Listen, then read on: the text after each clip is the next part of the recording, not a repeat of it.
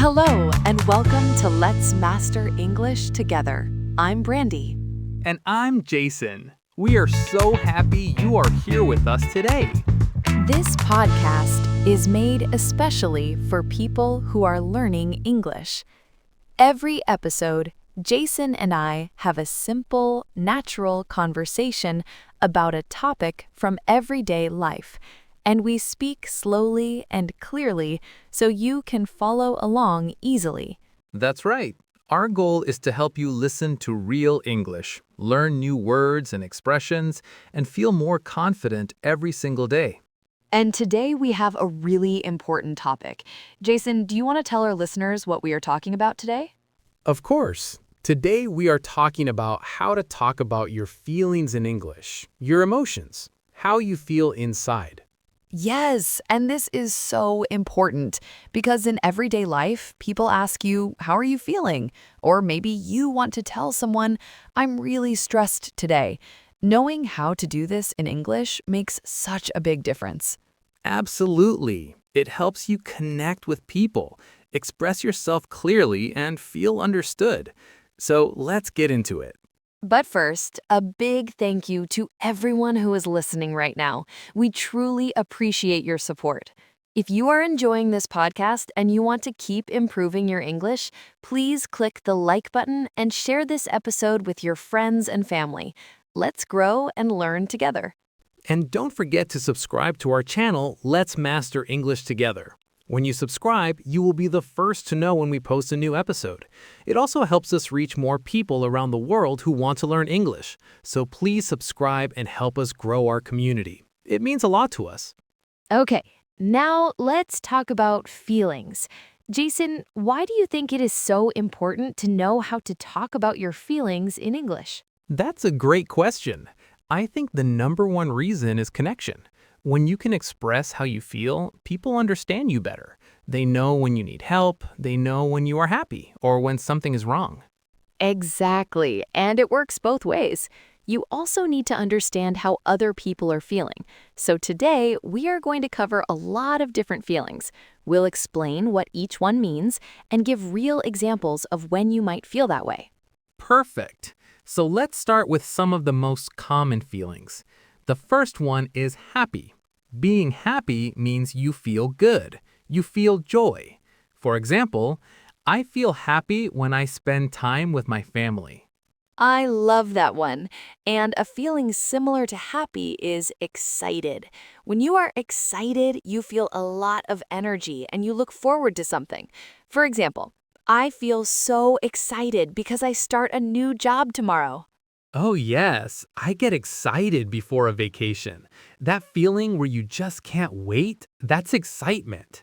Now, the next feeling is a little different. Nervous. When you feel nervous, your heart beats fast. You feel a little worried or unsure. For example, I feel nervous before a job interview. I think everyone knows that feeling. And very close to nervous is anxious. When you feel anxious, you feel worried about something that might happen in the future. For example, I feel anxious about my test results. It's a deeper kind of worry. Right. Anxious is like nervous, but it can last longer. Okay, let's talk about sad. When you feel sad, you feel unhappy. Something is wrong or something bad happened. For example, I feel sad because my best friends moved to another city. That's such a relatable one. Now, stressed. This is a very common feeling in modern life. When you are stressed, you have too many things to do and not enough time. For example, I feel so stressed because I have 3 deadlines this week. Stressed is a big one. And connected to that is overwhelmed. When you feel overwhelmed, everything feels like too much. You don't even know where to start. For example, I feel overwhelmed when I have too much work and not enough rest. Yes, overwhelmed is a really useful word. And now a positive feeling, proud. When you feel proud, you feel really good about something you did or something someone you love did. For example, I feel so proud of myself because I passed my English exam. I love that one. And another beautiful feeling is grateful. When you feel grateful, you feel thankful. You appreciate what you have. For example, I feel grateful for my health, my family, and the people who support me. That's so lovely. Okay, let's keep going. Confused. When you feel confused, you don't understand something. For example, I feel confused by this grammar rule. Can you explain it again? We all feel confused sometimes, and that is perfectly okay. Totally okay. And then there is frustrated. When you feel frustrated, something is not working the way you want, and it makes you feel annoyed. For example, I feel frustrated when I try to speak English, but people don't understand me. That's a real feeling for many learners. Yes, and it's important to name that feeling instead of keeping it inside. Now, lonely. When you feel lonely, you feel alone. You wish you had more connection with people. For example, I feel lonely when I am far from home. That's such an important word. And the last feeling in our list today is embarrassed. When you feel embarrassed, you feel ashamed or uncomfortable because something awkward happened. For example, I felt so embarrassed when I said the wrong word in English in front of everyone. Oh, I think we can all relate to that one. But hey, making mistakes is part of learning. Never be too embarrassed to try. Okay, so now we know 13 feelings: happy, excited, nervous, anxious, sad, stressed, overwhelmed, proud, grateful, confused, frustrated, lonely, and embarrassed. That's a wonderful vocabulary to have. Now, let's talk about how to express your feelings. The most important phrase is very simple. I feel. You just say, I feel, and then the emotion. For example, I feel happy. I feel nervous. I feel proud. Right. You can also say, for example, I'm feeling a little anxious today. This sounds very natural in conversation. Or you can say, I'm so happy. I'm so plus the feeling adds emphasis. Exactly. And if you want to be even more expressive, you can say things like, I'm absolutely thrilled. Thrilled means extremely happy and excited. Or I'm completely exhausted. Exhausted means very, very tired. Or I'm beyond grateful. Beyond means more than you can even describe. Oh, I love those expressions. They sound so natural and fluent. Now, what about the difference between formal and informal? Jason, can you explain that? Sure, in informal situations, like with friends or family, you can say, I'm kind of stressed out, or I'm super excited, or I'm not feeling great today. It's relaxed and casual. Mm-hmm. But in a formal situation, like at work or in a professional setting, you would say something like, I'm feeling a bit under pressure at the moment, or I find this project rather challenging. It's more polished and controlled. That's such a helpful distinction. Okay, now let's talk about asking other people how they feel. Because communication is two-way, right? It's not just about you sharing your feelings, it's also about caring about others. Totally. So the most common question is, how are you feeling? Simple and caring. You can also say, are you okay? Or is everything all right? These are gentle ways to check in with someone. And if you notice that someone seems sad or quiet, you can say, you seem a bit down. What's going on? Or, you don't seem like yourself today. Is everything okay? That shows you really care. Right. And one thing I want to mention is cultural nuance. In some cultures, people share their feelings very openly, but in other cultures, people are more private. So if someone says, I'm fine or I'm okay, they might not want to talk more about it. And that's okay. Respect their space. That's so important. Being aware of cultural differences makes you a much better communicator in English. Now let's talk about how to respond when someone shares their feelings with you. This is where empathy comes in. Yes, so when someone shares bad news or they are going through something hard, a breakup, stress, loss, pain, what do we say? I'm so sorry to hear that. You show you care and understand it's not easy. Or, that must be really hard. You are acknowledging their pain. Or simply, I'm here for you. Those 4 words mean so much to someone who is struggling. And you can also say, don't worry, things will get better. Or, you are stronger than you think. These are words of encouragement that help someone feel less alone. Now, on the other side, when someone shares good news, like they passed an exam, they got a new job, they fell in love, their team won, what do we say?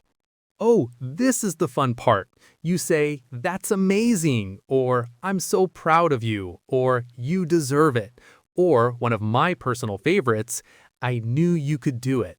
That expression means you always believed in them. It feels so warm. I love that one too. Okay, now let's talk about how talking about feelings changes depending on who you're talking to, because the language we use with a close friend is different from the language we use with a colleague. That's such a good point. With friends, you can be very casual and open. You might say, dude, I'm exhausted. Or, I'm so happy right now, you have no idea. It's relaxed, warm, and full of energy. Right, yeah. With family, it's similar, very close and supportive. You might say, Mom, I'm feeling really overwhelmed lately, or I'm so grateful for everything you do for me. Family conversations about feelings tend to be deep and sincere. Mm-hmm. With classmates, you want to be friendly and encouraging. Maybe someone is nervous before a big test. You could say, hey, don't worry, you've worked so hard, you'll do great. That kind of support helps a lot. Exactly. And with colleagues, people you work with, you want to be professional but still human. You might say, I've been feeling a bit stressed with all the project changes. Do you have a few minutes to chat? That's honest, but also appropriate for a work setting. And when talking with people from different cultures, always be patient and respectful. Not everyone expresses feelings the same way. Some people are very expressive. Others are more reserved. Neither is wrong, just different. Being aware of that makes you a kind and thoughtful English speaker. So well said, Jason. Okay, before we wrap up, I want to share some really useful tips for talking about feelings in English. These are little golden rules that I think every learner should know. Yes, I love tips. Let's hear them. Tip number 1, use I feel instead of I am when talking about emotions. For example, instead of saying I am sad, try saying I feel sad.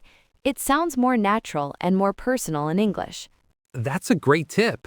And tip number 2, be specific. Don't just say, I feel bad. Try to find the exact word. Do you feel anxious? Do you feel disappointed? Do you feel lonely?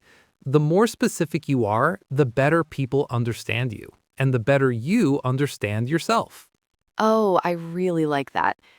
Tip number 3, it is completely okay to say, I don't know how I feel right now. Sometimes emotions are complicated. You don't need to have the perfect word right away. Honesty is always better than pretending. Totally. And tip number 4, practice every day. When you wake up in the morning, ask yourself in English, how am I feeling today? And then answer it, even if it's just in your head. This small daily habit will help your emotional vocabulary grow so fast.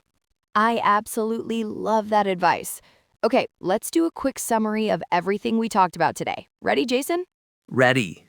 Today, we learned 13 important feeling words: happy, excited, nervous, anxious, sad, stressed, overwhelmed, proud, grateful, confused, frustrated, lonely, and embarrassed. We learned what each one means and when we might feel it.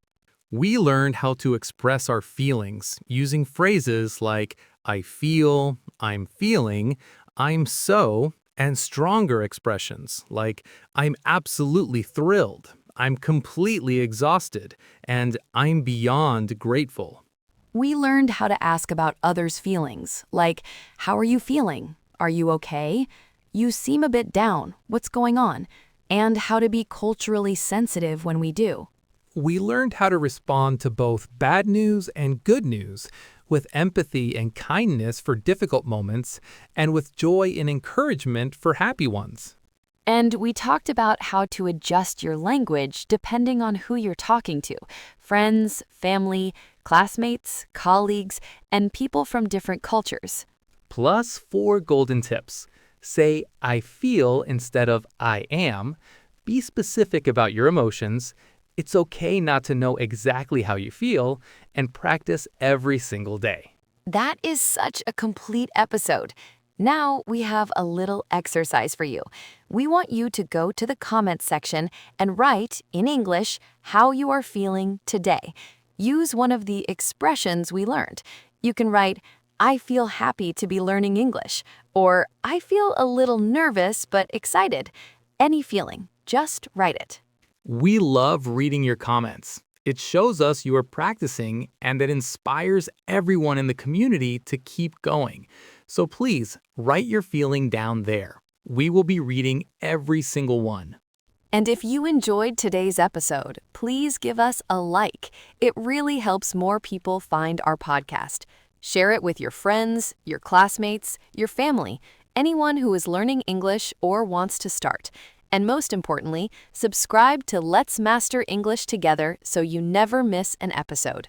We are building something really special here, a community of English learners from all over the world, supporting each other, growing together. And you are part of that. So thank you from the bottom of our hearts. We will be back very soon with another episode of Let's Master English Together. Until next time, keep listening, keep practicing, and remember, Every day that you practice English is a day you become a little bit better. You've got this. Take care, everyone. bye-bye.